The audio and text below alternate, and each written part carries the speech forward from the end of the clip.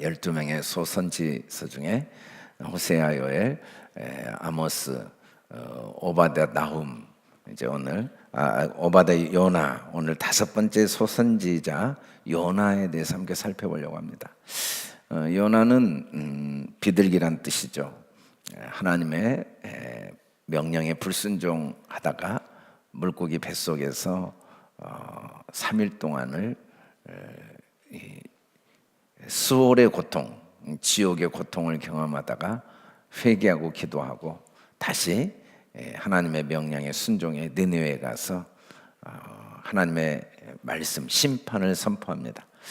그래서 니느웨 백성들이 회개하고 구원받은 모습을 보고 요나가 불평하는 모습, 이 불평하는 요나를 도우시는 내용이 오늘 요나서 1장부터 4장까지 내용입니다.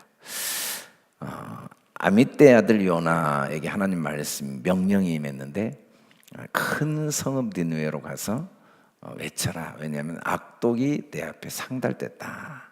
이 말은 이제 심판을 자초한 그들의 죄악이 한계에 도달했다. 니느웨는 이제 아수르 제국의 수도죠. 바벨론과 아수르 그리고 이스라엘의 유다의 북쪽에 있는 아수르 제국. 지금으로 하면 이제 이란 쪽에 그 하란과 그리고 이라크 그 경계선쯤이 지금 니느웨입니다. 니느웨 성의 유적이 지금 이렇게 남아 있죠. 여신이라는 의미의 니느웨, 아수르 제국의 최후의 수도인데 함의 손자 니무롯이 세웠던 성입니다. 당시 인구 60만 대도시, 지금도 60만 도시면 큰 도시인데 당시에 60만이 모여있던 도시이기 때문에 어마어마한 큰 도시였고 지금도 그 유적지가 남아 있습니다. 그런데 요나는 하나님의 말씀을 불순종합니다. 그리고 다시스로 도망을 하려고 했다. 다시스 어디에서 욥바로 가가지고 욥바로 가서 다시스 지중해 연안에 있는 사마리아에서 욥바까지 가가지고 이 다시스라면 당시에는 땅 끝입니다. 지금의 스페인인데 당시에 배를 타고 갈 수 있는 제일 땅 끝까지. 그래서 니느웨 반대 방향으로 하나님의 말씀에 불순종하여 도망을 가죠. 그런데 하나님께서 큰 바람을 불게 하셔서 결국 더 이상 배가 갈 수가 없게 되고 이때 요나는 배 밑에서 잠을 잡니다. 도대체 이 일이 왜 일어났는가 제비를 뽑아보니까 요나 때문에 일어났다는 걸 알게 되죠. 그래서 요나는 나는 히브리 사람이고 여호와를 경외하는 자인데 내가 여호와의 얼굴을 피하고 도망가다가 이렇게 됐다. 무리들이 심히 두려워해서 왜 하나님 명령에 불순종하고 그렇게 행했느냐 책망을 합니다. 결국은 바다가 더 흉흉해지니까 어떻게 하면 좋겠느냐, 어떻게 하면 잔잔해지겠느냐 요나한테 물어보니까 요나가 나를 들어 바다에 던져라. 왜냐하면 모든 이 문제의 원인은 나 때문이니까 나를 바다에 던져 죽이면 된다. 그러나 차마 바다에 던져 죽일 수가 없어서 어떻게든지 이 노를 저어서 배를 이 대풍을 뚫고 가보려고 노력을 했지만 점점 더 흉흉해졌다. 점점 더 파도가 세져서 이대로 가면 다 결국 죽을 수밖에 없게 된 겁니다. 그래서 결국은 요나를 바다에 던집니다. 그러자 바다가 잔잔해졌습니다. 그 파도가 멈춰버리고 죽을 것 같았던 그 위기를 넘기게 된 거죠. 요나는 바다에 던져졌는데 하나님은 이 요나를 위해 큰 물고기를 예비하셔서 삼키게 했습니다. 그래서 요나가 밤낮 3일을 큰 물고기 뱃속에 있었다. 이 뱃속의 고통은 따로 설명을 할 필요가 없는 고통이죠. 그 큰 물고기 속에서 뱃속에서 나오는 위산이 온 몸을 끈적끈적하게 녹이는 이 고통, 깜깜한 이 지옥 같은 이 고통, 드디어 차라리 나를 죽이라고 고집을 부렸던 요나가 회개하기 시작합니다. 물고기 뱃속에서 회개합니다. 왜냐하면 고난이 너무 컸기 때문에. 이 수월의 뱃속에 부르짖었다. 지옥의 뱃속, 지옥의 고통을 경험하면서 그때서 하나님께 부르짖었습니다. 그러자 하나님이 기도를 응답해 주시죠. 내가 마땅히 하나님을 대적하고 불순종해서 하나님께 심판을 받아야 되는데 주의 목전에 쫓겨났는데 그럼에도 불구하고 내가 주의 성전을 바라겠나이다. 주님의 도우심을 구하자. 주님께서 주의 성전으로 인도해 주셨다는 거죠. 그래서 요나를 어떻게 하나님이 은혜를 베푸셨냐?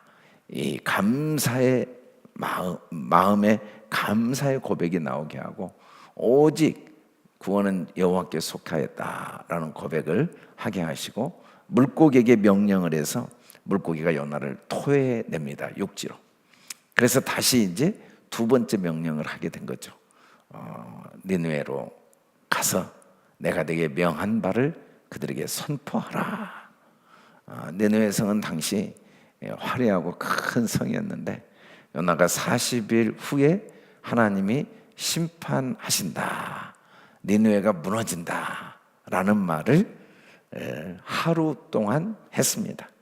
이 성이 너무 크기 때문에 3일을 걸어야 성을 걸을 수 있는데 지금 현재 니느웨 성의 왼쪽은 이제 그 구글 사진으로 찍은 현재 모습이고 당시 오른쪽의 모습 보면 이 화려한 성에 다니면서 아주 무성의하게 40일 후에 니느웨가 무너진다는 말만 하고 하루길을 지나고 끝냈습니다. 그런데 니느웨 백성들이 하나님을 믿고 금식을 선포하고 모두 굵은 베옷을 입고 회개를 시작했습니다. 그 이야기가 왕에게도 들렸습니다. 왕의 보좌에서 왕도 굵은 베옷을 입고 죄를 뒤집어쓰고 회개를 한 거죠. 그러니까 이제 이 왕이 자기만 회개한 게 아니고 아예 대신들이 조서를 내려 니느웨에 선포하여 사람, 짐승, 소떼, 양떼 아무것도 입에 대지 말고 먹지도 마라. 물도 마시지 마라. 금식을 선포한 거예요. 회개. 그리고 모두 하나님께 부르짖어라. 어떻게 힘써. 그리고 악한 길과 손으로 향한 강보에서 떠나라. 하나님의 뜻을 돌이키셔서 진노를 그치시고 멸망치 않게 하시리라. 그렇지 않을 줄 누가 알겠느냐. 전 국민이 회개를 하기 시작한 겁니다. 그러자 하나님께서 니느웨를 무너뜨리게 하셨던 뜻을 돌이키셨습니다. 재앙을 내리지 아니하셨습니다. 요나가 하나님이 그들을 심판하지 않으시자 너무 싫어하고 성을 냈습니다. 여호와께 뭐라고 기도했냐면 내가 고국에 있을 때 이러하겠다고 말씀하지 아니하셨나이까. 그러므로 내가 빨리 다시스로 도망하였사오니 주께서는 은혜로우시며 자비로우시며 노하기를 더디하시며 인애가 크시사 뜻을 돌이켜 재앙을 내리지 아니하시는 하나님이신 줄 내가 알기 때문에 이 백성들에게 심판을 선포하지 않겠다고 하지 않았습니까? 하고 니느웨 백성을 용서하는 일에 대해서 너무너무 싫고 마음에 화가 솟아났습니다. 그러자 하나님이 물어보십니다. 여호와여 원컨대 이제 내 생명을 취하소서. 차라리 사는 것보다 죽는 게 나는 낫습니다. 저를 죽여주십시오. 그러자 도대체 네가 성냄이 어찌 합당하냐? 도대체 네가 성을 내야 될 이유가 뭐가 있냐? 그러자 요나가 전혀 하나님의 말씀을 듣지 않고 성 밖으로 나가서 동편에 앉아서 하나님이 이 성을 어떻게 하시는가 지켜보기 위해서 초막을 짓고 그늘 아래 앉아 성문이 어떻게 되는가를 지켜보고 있었습니다. 그러자 하나님이 이 박넝쿨을 예비하신 겁니다. 그리고 요나를 가리게 해주셨습니다. 머리 위에 그늘이 딱 지게 되니까 그 더위에 그렇지 않아도 고통스러웠던데 괴로움이 없어지게 됐죠. 박넝쿨이 갑자기 하루 만에 자라서 햇빛을 쫙 가려주고 그늘을 만드니까 너무 기분이 좋았습니다. 그러자 하나님이 이번에는 벌레를 예비하시고 새벽에 박낭쿨을 다 갉아먹게 하셨습니다. 그리고 낮에는 뜨거운 동풍을 예비하셨습니다. 그러자 요나가 머리에 햇빛이 내리쬐이니까 혼미하여 기절할 정도로 고통스러워서 죽기를 구하였습니다. 아주 이 더위에 숨을 쉴 수 없을 정도로 고통스러워서 사는 것보다 죽는 게 내게 나으니다. 요나는 3번이나 죽으려고 합니다. 물고기 바다에 나를 던지라. 또 하나님이 용서했을 때 차라리 저를 죽여주십시오. 또 박넝쿨이 벌레에게 다 갉아먹고 햇빛이 쬐일 때도 저를 죽여주십시오. 하나님은 그때마다 요나를 살리셨죠. 요나를 살리셨어요. 그리고 하나님 물어봅니다. 요나에게 이 박넝쿨로 말미암아 성내는 게 어찌 오르냐? 이 박넝쿨을 네가 아꼈는데, 네가 박넝쿨을 왜 한 것이 하나도 없는데, 수고도 않고 재배도 아니하고도 이 박넝쿨을 아꼈는데 좌우를 분별하지 못하는 12만 명, 그리고 가축도 많은 이 느느웨 성을 내가 어찌 아끼지 아니하겠느냐라고 물어보시면서 요나서가 끝납니다. 하나님은 계속 요나에게 질문하시면서 요나서가 끝나죠. 이 요나는 하나님께서 장차 오실 예수 그리스도의 표적으로 우리에게 주신 겁니다. 예수님이 서기관과 바리새인 중에 몇 사람이 선생님 우리에게 표적을 보여주십시오 그랬더니 예수님이 말씀하시기를 악하고 음란한 세대가 표적을 구하나 선지자 요나의 표적밖에는 다른 보일 표적이 없다. 아침에 하늘이 붉고 흐리면 오늘은 날이 굳겠다 하나니 너희가 날씨는 분별할 줄 알면서 시대의 표적은 분별할 수 없느냐. 이 시대를 분별하는 표적으로 하나님 주신 유일한 표적이 바로 요나의 표적입니다. 요나의 표적을 통해 하나님이 우리에게 말씀하시는 것이 뭡니까? 첫째는 하나님의 절대 주권입니다. 요나를 부르신 분도 하나님이시죠. 요나를 보내신 분도 하나님이십니다. 또 그 요나가 불순종했을 때 큰 바람을 바다에 내리신 분도 하나님이고 폭풍이 일어나게 하신 분도 하나님이십니다. 물고기를 예비하신 분도 하나님이시죠. 다시 그걸 토하게 하신 분도 하나님이시고, 그리고 그 요나를 통해 이 니느웨를 회개케 하시고 구원하신 분도 하나님이시죠. 하나님이 모든 일을 시작하시고 하나님이 그의 뜻을 완성하시고, 물론 요나는 불순종했어요.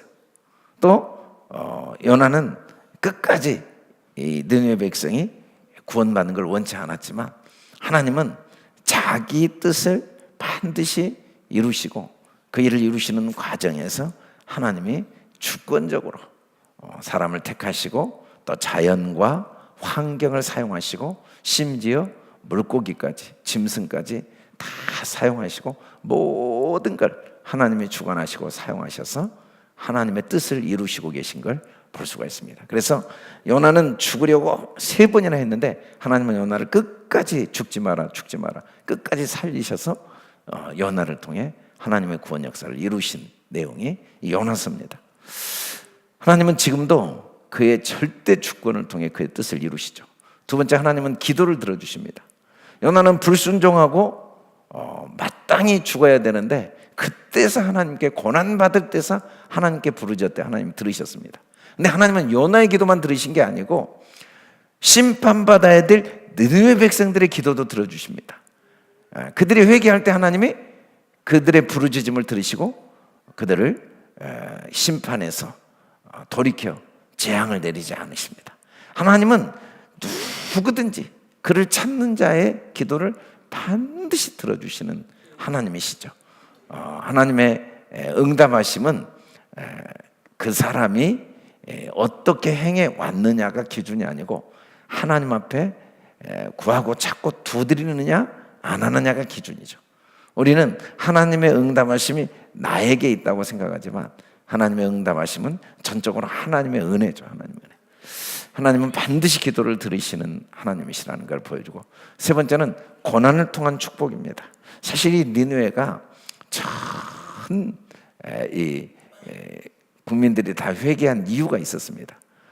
당시 아수르의 수도 니느웨는 네랄이라는 이 왕이 28년을 통치하면서 전 세계 강력한 제국을 이룹니다. 그런데 이 사람이 28년을 통치한 후에 후계자가 없이 죽게 되죠. 그래서 살마네셀 4세라는 사람이 이제 나라를 이어받았는데 너무 병약하고 그래서 국력이 약해졌습니다. 그런데다가 BC 765년경에 큰 역병이 덮칩니다. 엄청난 역병이, 그래서 수없이 많은 사람이 죽죠.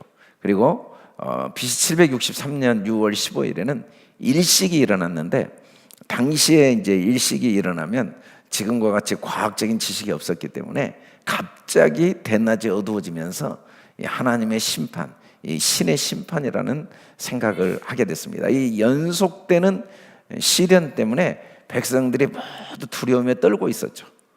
바로 그때 요나가 심판을 선포하니까, 그러지 않아도 거의 몇 년을 온 나라가 근심과 두려움에 떨고 있을 때 심판의 메시지를 전하니까 그들이 정말 이 신이 누구인지는 정확히 모르지만 이 신이 우리를 심판한다는 말씀이 그대로 그들의 마음에 큰 두려움과 아픔으로 와서 너무 근심을 해서 백성들이 통곡하고 회개하게 된 거죠.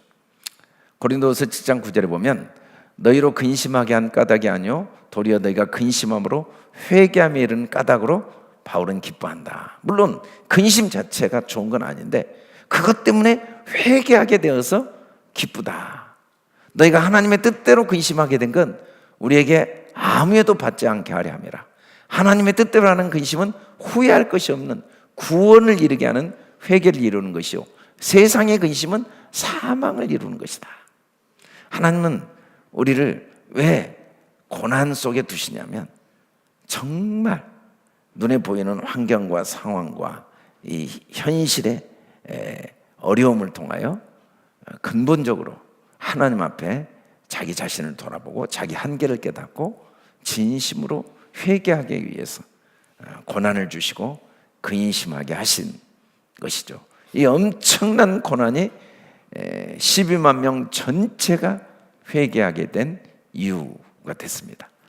실제로 요나는 하루만 딱 하나님의 심판을 전했어요. 구원을 전한 것도 아니에요. 하나님이 너희를 구원하시겠다는 말씀을 한 것도 아니에요. 그냥 40일이 지나면 니네웨가 무너진다. 하나님의 명령은 이게 아니었거든요. 너희의 죄악이 내게 상달되어서 너희를 심판할 수밖에 없으니까 회개하고 돌이켜서 이 심판으로부터 구원을 받아라. 이게 하나님의 명령이었는데 전혀 하나님의 명령을 받아들이지 않고 자기 생각대로만 전했어요. 그런데 12만 명이 회개하고 구원을 받은 거예요. 베드로는 성령이 충만해가지고 복음을 전할 때 한꺼번에 3,000명, 5,000명이 회개를 했습니다. 그래서 초대교회가 세워졌어요. 어떻게 지금 3,000명, 5,000명을 회개시키는 그런 능력을 나타낼 수 있겠습니까? 베드로가 초기에 엄청난 성령의 역사를 통해 그런 역사가 일어났죠. 그런데 요나는 한 번 설교해가지고 12만 명을 회개시킨 거예요. 이 어마어마한 하나님의 구원 역사가 어떻게 일어났는가? 사실은 요나가 그만큼 고난을 받았기에 엄청난 구원 역사가 일어난 겁니다. 역사 속에 하나님의 부르심을 받고 고난받지 않은 사람이 누가 있겠습니까마는 요나보다 더 큰 고난을 받은 사람은 없어요. 여러분 한번 물고기 뱃속에 3일 밤낮을 있어 보세요. 그 1분 1초가 1년 10년 같은 고통, 그 견딜 수 없는 지옥의 고통을 직접 경험한 거죠. 그가 겪은 그 고난의 크기가 하나님이 그를 사용하신 크기인 걸 볼 수가 있습니다. 그래서 12만 명이 회개한 걸 볼 수가 있어요. 우리는 고난을 당하기 전에 그릇 행할 수밖에 없는 게 우리의 본성입니다. 우리는 고난 당하기 전에는 나의 모습을 다 알아요. 어느 정도 아는가? 요나가 이 엄청난 재앙이 누구 때문에 왔는가? 나 때문에 왔다. 내가 하나님의 말씀을 불순종해서 나 때문에 왔다는 걸 다 알아요. 모든 문제가 내 죄 때문이고 나의 교만, 나의 어리석음, 나의 이기심, 나의 이 죄악된 본성 다 아는데도 하나님의 생명의 길을 걸어갈 수가 없어요. 주의 율례를 따라가지 못해요. 멸망의 길로 걸어가요. 어리석고 미련한 길로 걸어가요. 근데 그 길이 우리가 넓은 길로, 그 멸망의 길로 걸어가는 그 길이 멈출 수 있는 유일한 방법은 내 힘으로는 불가능하고 고난이 오면 그때사. 요나도 고난 때문에 계속해서 다시스로 가는 길이 막힌 거죠. 멸망으로 가는 길, 하나님을 대적하는 길, 그 심판의 길이 고난 때문에 막힌 겁니다. 고난. 그래서 고난당한 것이 되게 유익이라. 이런 말미암아 내가 주의 율례를 배우게 됐다. 하나님의 말씀을 지키는 힘이 어디서 나오는가? 고난이 없으면. 고난 당해보지 않으면, 목사가 목회를 하면서 경험한 것 중에 고난 당해보지 않으면 아무리 기도를 해줘도 그 마음이 전달이 안 돼요. 내가 경험하고 내가 아파본 만큼밖에. 내가 아파보지 않으면 아픈 사람을 위해 기도해도 그 기도가 마음에서 나오질 않아요. 내가 아파봤으니까. 내가 절망하고 내가 낙심하고 내가 상처받고 내가 실패해봤기 때문에 성도들의 그 아픔과 절망과 상처와 연약함을 이해하고 기도해 줄 수가 있는 거지, 내가 경험해보지 않으면 안 돼요. 목회자로서 아무 고난 없이 목회하면 좋을 것 같지만 안타깝게 돌아보면 내가 고난 받은 것만큼만 내게 유익이에요. 그만큼만 하나님이 저를 사용하시고 또 그만큼 제가 하나님의 율례를 지키고 하나님 말씀을 배워 머리로가 아니라 마음으로 배우고 체험할 수 있게 된 걸 보면 고난이 절대로 물론 하나님이 우리에게 주신 많은 복도 유익이지만 고난은 더 큰 유익이에요. 저는 목회자로서 성도들이 고난이 없기를 처음에는 많이 바랬어요. 그리고 고난이 너무 저에게 아픔이었고 그리고 그 고난을 없애는 일에 내가 최선을 다 하는 게 목회인 줄 알았어요. 그런데 시간이 지나면서 깨닫게 된 게 하나님께서 각 사람을 그 감당할 시험만 주시고 그 고난을 통하여 각 사람을 하나님의 율례를 지키게 하시고 하나님의 축복의 그릇으로 빚으시는 걸 깨닫게 됐죠. 야고보 선지자는 형제들아 너희가 여러 가지 시험을 당하거든 온전히 기쁘게 여기라. 시험 당한 만큼 하나님이 우리를 모든 하늘로부터 예비한 신령한 복과 땅의 기름진 복을 부어 주실 수가 있는 거죠. 시험, 테스트도 되지만 연단도 됩니다. 연단된 만큼 그릇이 만들어지는 거예요. 용광로에 어떤 정도의 온도에 들어갔느냐에 따라서 그 그릇의 가치가 결정된 것처럼 여러 가지 시험을 통해 하나님은 우리에게 예비하신 축복을 담을 그릇을 만드신다는 거죠. 그래서 우리는 요나 백성입니다. 유대인들은 자기들이 요나 백성이라고 해요. 이 세상에 어떤 시험도 우리를 삼켜내지 못해요. 다시 뱉어요. 다시 뱉어. 어떤 시험도 계속되지 못하고 때가 되면 끝나요. 이 세상에 어떤 고난과 시험도 하나님의 때가 되면 끝납니다. 회개하고 우리가 하나님께 감사하고 하나님께 순종하면 그 시험은 끝나요. 심지어 어떤 고기도 한꺼번에 삼켜서 다 녹아버리는 그 큰 물고기의 위도 요나는 못 삼켰어요. 우리를 절대 못 녹여요. 지옥도 우리를 절대로 못 이겨요. 다시 토해내야 돼요. 우리가 예수 안에 있는 동안에는 어떤 고난도 우리를 못 이겨요. 오히려 우리에게 더 큰 축복의 도구가 된다는 거죠. 그게 요나서를 통해 하나님이 우리에게 보여주신 표적입니다. 세 번째는 성내는 것이 옳으냐. 사실 모든 원인이 나 때문인지를 다 알고는 도리어 나를 바다에 던지래요. 아니 나 때문에 이 엄청난 사람들이 고난을 받고 있는 거예요. 재산을 다 바다에 던져버렸어요. 사람들이 자기 소유를 다 빼앗기게 되고 죽음의 공포에 떨고 있으면 당연히 자기가 원인이면 자기가 회개해야 되는데 오히려 자기를 바다에 던지라고 화를 내고 있어요.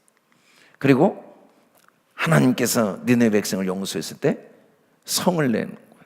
하나님이 네가 도대체 왜 성을 내냐? 성 내는 게 옳으냐? 그랬더니 전혀 말을 듣질 않아요. 오히려 성 내어 죽기까지 할지라도 내가 옳다고, 내가 화를 내는 게 뭐가 잘못이냐고, 자기가 성 내는 게 옳다라고 생각을 하고 있습니다. 우리는 화가 날 때가 많이 있어요. 화가 난다. 응? 화가 난다. 화가 나는 이유가 많이 있죠. 사람들은 부정탄단 이야기를 많이 해요. 부정탄단. 죽을 사자를 그래서 건물에 써놓질 않아요. 빨간 글자로 이름을 쓰지 않아요. 부정탄다고. 이 화가 나고 또 그 화가 난 이유들이 여러 가지 원인들이 있죠. 부정탄다고 이야기한 이유들이 있죠. 또 사기꾼에게 사기를 당해서 견딜 수 없는 분노 속에 살아가는 사람들이 있어요. 진짜 사기꾼 때문에 내 인생이 망했다고 생각.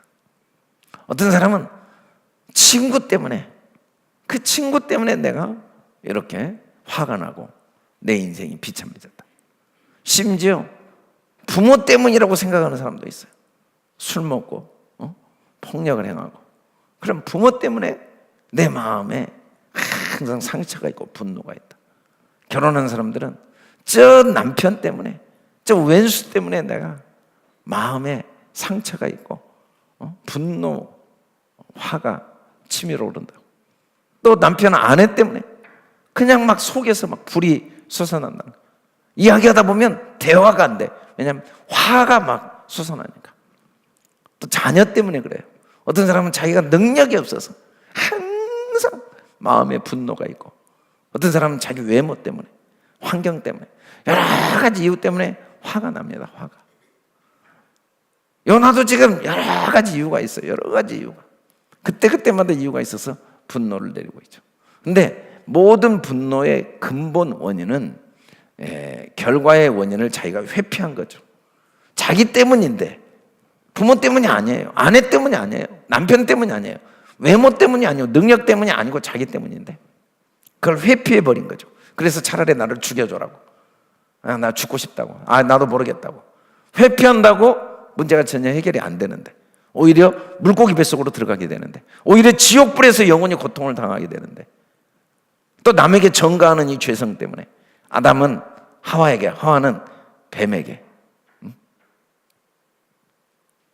그리고 그 아담과 하와는 그 모든 걸 주신 하나님께 계속해서 책임을 전가하는 이 뿌리 깊은 인간이죠.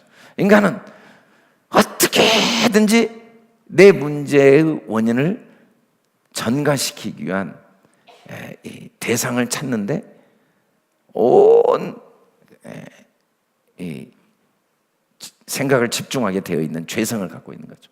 그래서 틈만 나면 아내 때문에, 남편 때문에, 뭐 때문에 그러면서 탓을 하면서 마음에 분노가 가득해요.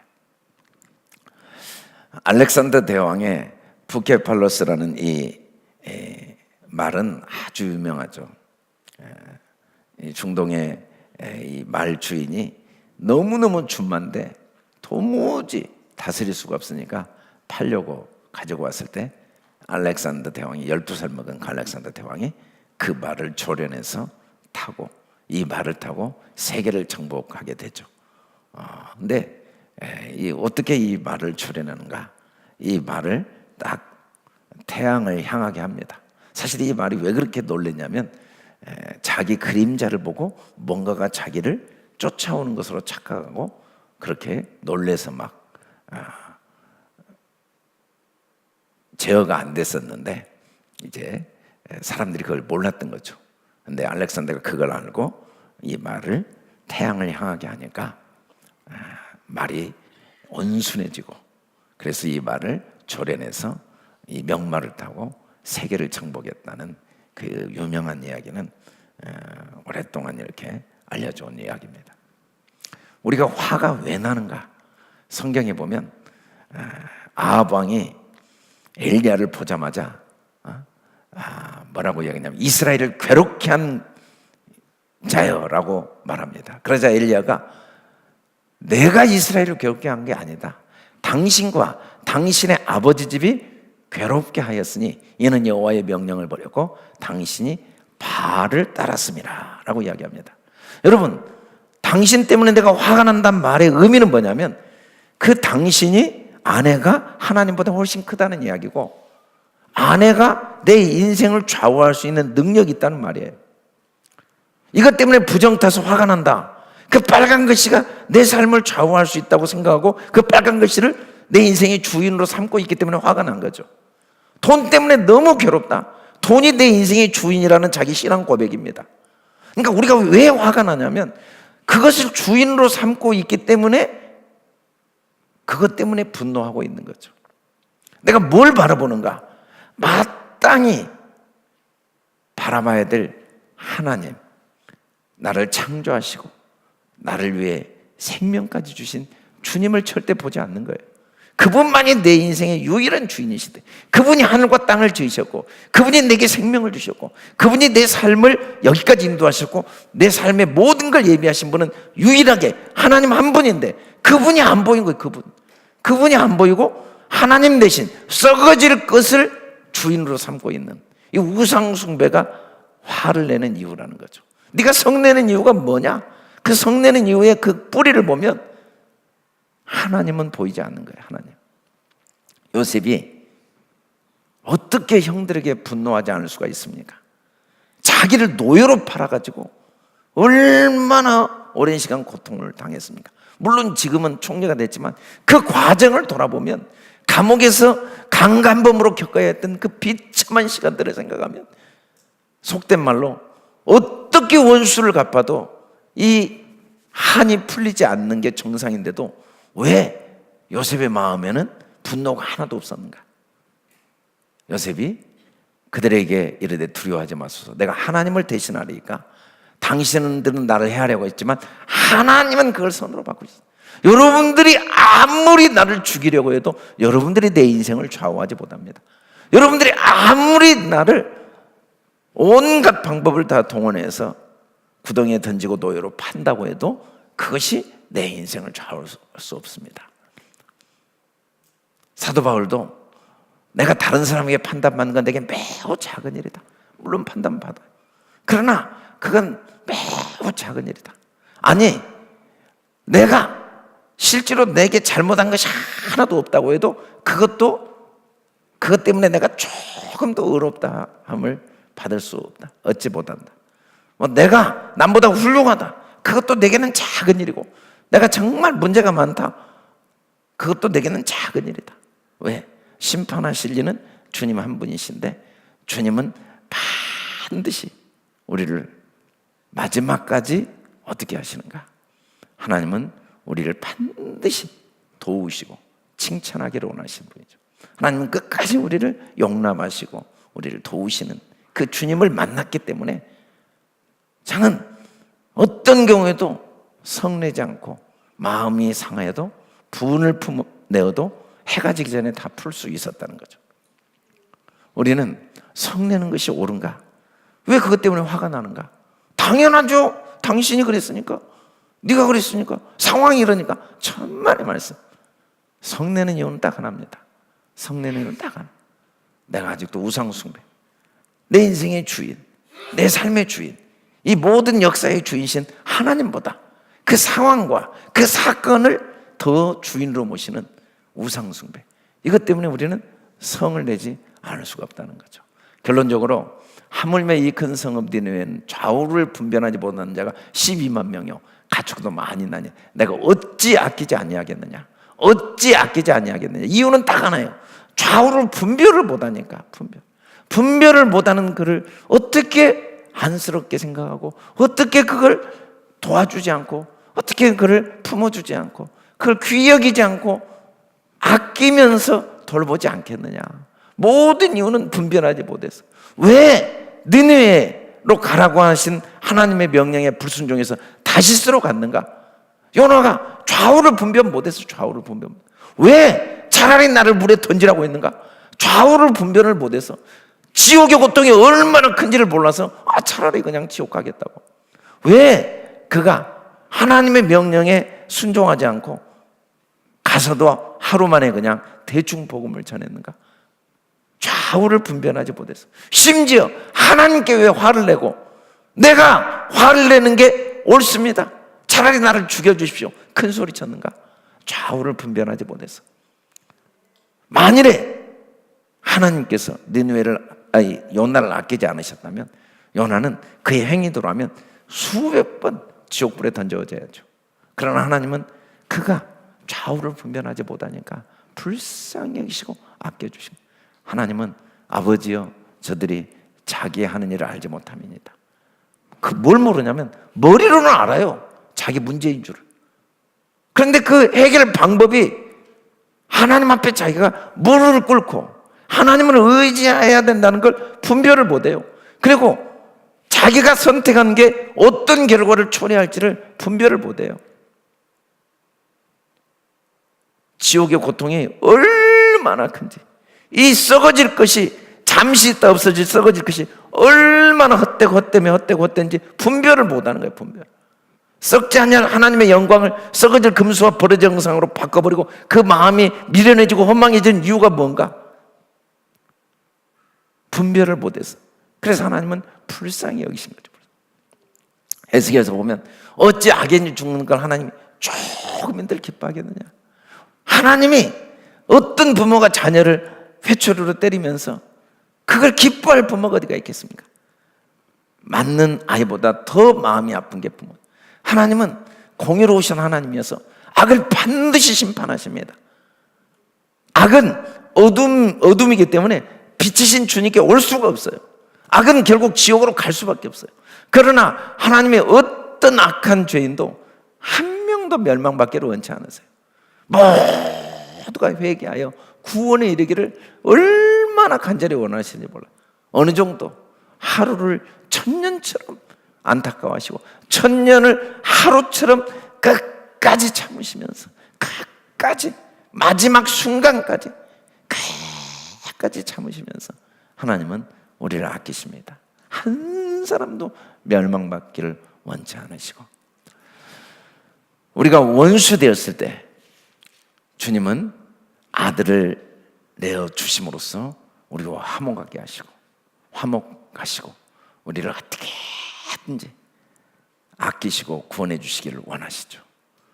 미리 정하셨고 우리를 부르시고 우리를 의롭다 하시고 우리를 영화롭게 하신 분이 이 주님의 일방적인 은혜로 우리를 아끼시고, 우리를 아끼기 위해서 자기 아들도 아끼지 않았어요.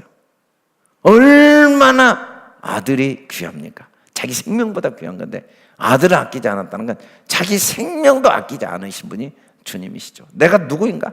자기 생명보다 더 귀하게 여기신, 하나님이 귀하게 여긴 사람이 나죠. 이 하나님이 우리에게 모든 걸 주시지 않겠느냐? 하나님은 우리 필요를 우리가 구하는 것보다 넘치게 주십니다. 우리는 자꾸 하나님이 안 주신다고 착각하는데 절대로 그러지 않아요. 그래서 우리는 하나님께서 우리에게 베푸신 그 은혜를 기억하고 서로가 뜨겁게 사랑하고 서로가 아껴야 돼요. 서로가 아껴. 요나도 하나님이 아끼시지 않았으면 진즉 물고기 뱃속에 죽어야 돼요. 진즉 지옥불에 던져져야 돼요. 하나님이 그 애를 불쌍히 좌우를 분별하지 못한 그를 아껴주셨기 때문에 그가 끝까지 살아남았죠. 그들이 심판받는 게 당연합니다 라고 생각한 그 기준으로 하나님이 자기를 대하시면 자기도 물고기 뱃속에서부터 죽었어야 돼요. 지옥으로 진작 스올로 던져졌어야 돼요.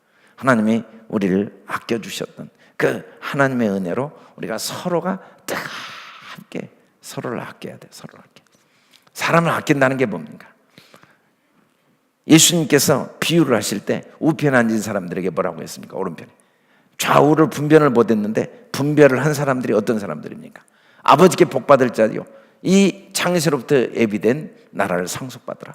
아니 어떻게 내가 이런 엄청난 복을 받습니까? 그랬더니 너희가 너희 형제 중에 지극히 작은 자 하나에게 한 것이 내게 한 것이니까 내가 이 엄청난 상을 준다. 사람 하나를 아낀 게 하나님을 아낀 거예요. 이 세상을 아낀 거예요. 하나님께서 영원한 지옥불에 던져질 자들에게 이야기할 때 제가 언제 하나님을 대적했습니까? 제가 언제 하나님을 무시했습니까? 그러자 지극히 작은 자 하나에게 하지 아니한 것이 내게 하지 아니한 것이다.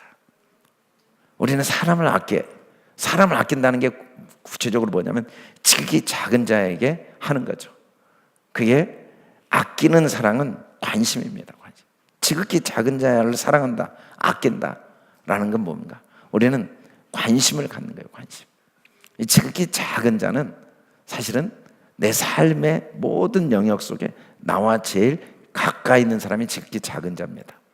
여러분, 가까이 있는 사람을 우습게 보는 이유는 뭐냐면 그 사람이 가까이서 있다 보니까 약점이 잘 보여서 그래요. 별로 귀하게 여기지도 않아요. 여러분, 병이 들어서 누군가가 와서 밤새도록 간호를 해줘 보세요. 평생 그 은혜를 잊지 못하고 감동을 받고 눈물을 흘릴 거예요. 그런데 엄마는 여러분들이 태어나서 3살 될 때까지 거의 밤마다 그냥 밤새도록 함께 돌봐줬어요. 그 많은 돌봄을 준 엄마를 우습게 여기는 이유는 뭐냐면 너무 가까워서 그래요. 너무 가까워. 그 하룻밤 돌봐준 그 사람에게 감동하는 이유는 뭐냐면 그 사람의 돌봄이 귀해서가 아니라 거리가 아직은 멀기 때문에 그게 귀하게 느껴지는 거예요. 우리가 하찮게 여기는 작은 자는 사실은 내 아내, 내 남편, 내 자녀 함께 교회 성도들을 우리는 우습게 여기기 쉽죠. 그 작은 자를 아끼는 게 내 아내를 먼저 아끼고 내 남편을 아끼고 내 자녀 같은 성도들을 서로 아끼는 게 하나님이 원하시는 거죠. 하나님 원하시는 거기서부터 시작이에요. 거기서. 그러려면 아끼기 위해서는 관심이 필요해요. 관심이라는 건 정확히 말하면 마음을 거기에 두는 거죠. 마음이 아내에게 없어요. 남편에게 없어요. 마음은 아내를 통한 뭔가가 있어요. 뭔가 자기 꿈, 자기 비전, 자기 욕망, 자기 계획, 자기 생각. 마음이 머무는 곳, 그곳이 내가 관심을 두고 있는 곳이죠. 우리는 작은 자에게 마음을 둬야 돼요. 그 사람에게 마음을 둬야 돼요. 그 사람을 통한 어떤 결과가 아니라. 생텍쥐베리의 그 어린 왕자에 보면 사람은 오직 마음으로만 제대로 볼 수 있어 라는 대사를 반복하는 내용이 소개됩니다. 본질적인 것은 눈에 절대 보이지 않는다는 거죠. 너무 귀한 말이어서 계속 따라서 본질적인 것은 눈에 보이지 않아. 그 반복하는 내용이 나오죠. 마음은 눈에 보이지가 않아요. 마음은. 이 관심은 마음인데 과연 내 마음이 작은 자에게, 내 아내, 내 남편에게 가 있는가? 내가 정말 아끼는가? 사람을 아끼는가? 돈을 아끼는가? 썩어질 것을 아끼는가? 내가 정말 주님을 아끼는가? 그 증거는 관심이에요. 관심. 이 관심, 마음인데 그 관심의 최고의 표현은 2가지입니다. 내가 정말 관심이 있다는 증거가 뭐냐면 첫째는 항상 칭찬을 해요. 칭찬이라는 건 너 공부 잘했어. 너 정말 똑똑하네. 너 착하네. 이게 칭찬이 아니에요. 상대방의 행동 자체를 인정해 주는 거죠. 사실은 너 공부 잘했어. 너 말 잘 듣네. 이런 칭찬은 조정이라고 합니다. 조정. 자기가 원하는 대로 그 사람을 계속 움직이기 위한 조정. 우리는 자녀들을 칭찬해 주기보다 자꾸 조정을 많이 해요. 조정. 그러니까 애들이 칭찬을 별로 좋아하지 않아요. 관심이 없는 거예요. 그 사람의 그 행위를 잘 관찰하고 그것을 자꾸 인정해 줘야 되는데 그 사람에 대해서는 관심이 없고 내 생각, 내 마음, 내 욕심, 내 목표가 있어요. 그래서 자꾸 조정을 하는 거죠. 내 뜻대로 움직여주면 인정해주고 그러지 않으면 그 나쁜 애기다고. 그건 사실은 아끼는 게 아니에요. 근데 칭찬보다 더 중요한 관심의 표현은 격려입니다. 격려는 행동과 관계없이 그냥 그 사람 자체를 인정해 주는 게 격려죠. 그 사람 자체를. 하나님은 우리 자체를 그대로 인정해 주는 거예요. 자들을 하는 일을 알지 못해서 그럽니다. 분별하지 못해서 그럽니다. 자들을 용서해 주십시오. 한 번도 우리를 정죄하거나 판단하지 않고 우리가 병들어서 그렇다. 우리를 귀하게 여기시고 우리를 끊임없이 격려해 주시고 한 번도 우리를 행위대로 대하시지 않고 이 주님의 관심, 이것 때문에 요나가 살아남았고 우리도 관심을 가져야 돼요. 관심. 2번째는 그 관심은 반드시 표현이 돼야 돼요. 돌봄. 손발로 표현이 돼야 돼요. 표현이 안 되는 관심은 진짜 관심이 아니죠. 그 관심은 사랑, 아끼는 사랑이라고 할 수가 없어요. 어떤 사람은 죽어도 더 주어야 되는데 미안하다고, 아쉽다. 그게 부모가 자식에게 죽을 때까지도 미안해합니다. 내가 더 도와줄 수 있었는데, 더 줬어야 되는데. 사실은 부모가 자녀에게 얼마나 많이 줬는지는 계산이 불가능한 계산. 그래도 더 못 줘서 아쉬워해. 그런데 내가 이만큼 해줬는데 만족할 줄 알아야지. 이 말은 왜 그러냐면 사랑이 부족하기 때문이에요. 사랑은 아무리 줘도 부족함을 느끼는 게 사랑이죠. 관심을 갖고 정말 아낀다면 손발을 움직여서 내가 할 수 있는 걸 끊임없이 하게 돼 있습니다. 끊임없이 하게 돼 있다는 거죠. 한 사람의 생명을 구하는 건 온 세상을 구하는 것이다 라고 했는데, 우리가 한 사람을 위해 내가 할 수 있는 걸 움직인 것만 남습니다. 손발을 사용한 것만 영원히 내 것입니다. 내 것.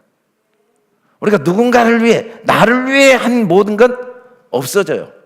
썩어져요. 그러나 누군가를 손발을 통해 섬겨주고 베풀어준 건 다 영원히 나의 유업이 되죠. 그래서 하나님은 끊임없이 우리에게 피차 뜨겁게 사랑하라, 관심을 갖고 돌보라는 거예요. 근데 우리가 돌봄도 중요한데 정말 아끼기 위해서는, 요나가 왜 실패했냐면 정말 아끼기 위해서는 이해를 해야 돼요. 이해. 상대방에 대한 바른 지식. 부모들이 자녀를 너무 사랑해요. 그런데 아이에 대한 지식이 없어요. 3살 밑에 아이들은 명품 옷을 입었는가 관심이 없어요. 유기농, 몸에 좋은 음식 먹는다고 건강한 게 아니에요. 그보다 더 중요한 건 엄마가 자녀의 눈을 항상 마주치고, 엄마가 이 자녀를 항상 관심을 갖고 그 자녀로 인해 기뻐하고, 그 자녀를 자녀 때문에 행복한 마음을 갖고. 왜냐하면 아이는 엄마와 자기를 동일시 여기기 때문에 엄마가 염려 근심 속에 있으면 아이도 어릴 때부터 불안과 염려 속에 자랄 수밖에 없거든요.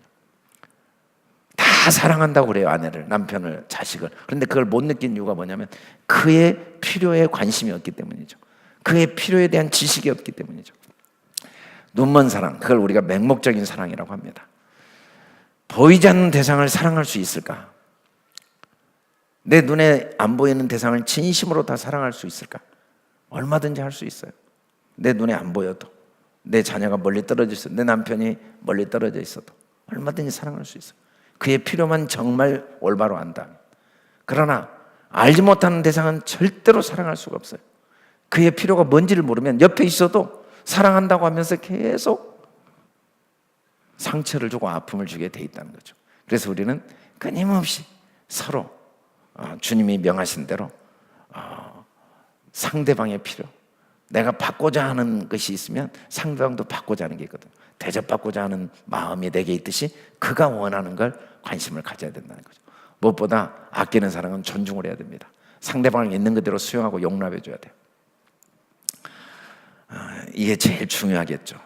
아무리 상대방을 잘 그의 필요를 채워줘도 그에게 자유를 주지 않고 그걸 통해 뭔가 내가 원하는 목적을 위해 그를 조종하고 그를 소유하고자 한다면, 우리는 사랑을 소유로 많이 오해를 해요. 내 소유요. 그러나 진짜 사랑은 그에게 모든 자유를 인정해주고 그의 원하는 걸, 그의 개성을, 그의 뜻을 수용하고 용납해 주는 거죠. 아끼는 사랑은 관심과 돌봄과 이해와 존중입니다. 사랑은 노력으로 가능한가? 그런데 이렇게 우리가 아끼는 사랑을 해야 되는데, 오늘 요나를 보니까 하나님의 종인데 전혀 하지 못하고 있어요. 사랑은 노력으로 불가능합니다. 왜냐하면 우리 안에는 사랑이 없어요. 사랑은 처음부터 우리 안에 없어요. 사랑은 오직 하나님께만 있어요. 하나님. 그래서 아끼는 사랑은 인간은 불가능해요. 우리가 사랑을 중단하는 방법은 너무 쉬워요. 사랑하는 사람에게 그 사람이 나를 사랑하는지를 늘 확인해 보면 우리가 사랑을 딱 멈추게 됩니다. 사랑을 멈추는 자기 모습을 발견하고 사랑을 멈출 수밖에 없는 이유들이 충분히 발견됩니다. 왜냐하면 우리 속에는 사랑이 없으니까. 사랑을 계속 하려면 다른 방법이 없어요. 딱 하나예요. 끊임없이 사랑을 계속 공급받아야 돼요. 의도적으로 사랑을 인색하게 베푸는 사람은 이 세상에 한 명도 없습니다. 다 병이 들어서 그래요. 유일한 이유는 사랑 결핍 중이에요. 사랑 결핍. 이 세상은 나쁜 사람이 하나도 없어요.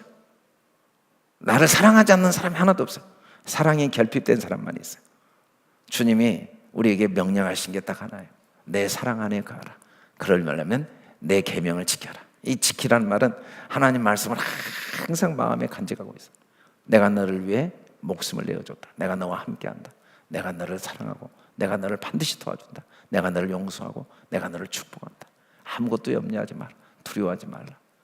낙심하지 말라. 포기하지 마라.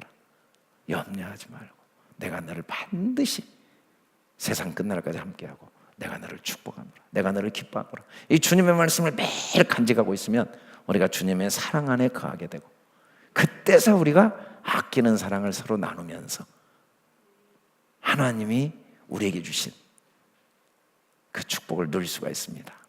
저와 여러분이 이 주님의 사랑 안에 거할 수 있기를 주의 이름으로 축원합니다. 우리 다 같이 일어나 선포하고